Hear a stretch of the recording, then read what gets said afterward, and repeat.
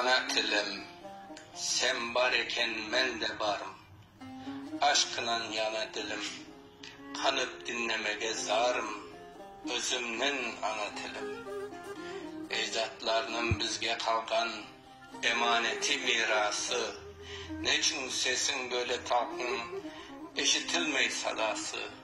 Özümüzge yabancılar, aksine iş aytalar.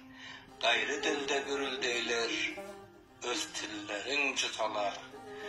Açık ağız tilin coygan, farssız kuş telekten, özegini kurtlar oygan, konuşulmaz yürekten. Gönüllerin tillerine, tek tuğan til tokana, çeşit türlü kuşlar bile öz tilinden okuna. Anlaganga ibret tolu, turnaların yırları, bulutlar yağmur bolup yerge aytan sırları. Deniştirmey hiçbir canzat, hiçbir nesne öz tilinin her biri şad, inkar etmey dost dedin.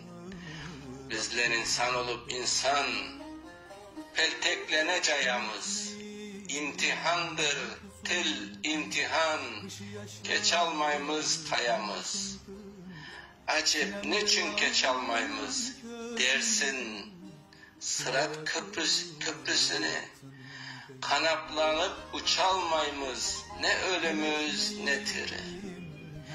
Günah olur bizge günah, kırımca laf etmesek, gelecek yanı neslimizge ana tilden yetmesek, kalpten taşkan kasavetim bellidir ilimizge, evlatlarga vasiyetim bek olun tilimizge. Sen bareken men de barım, aşkınen yana tilim, kanıp dinlemege zarım.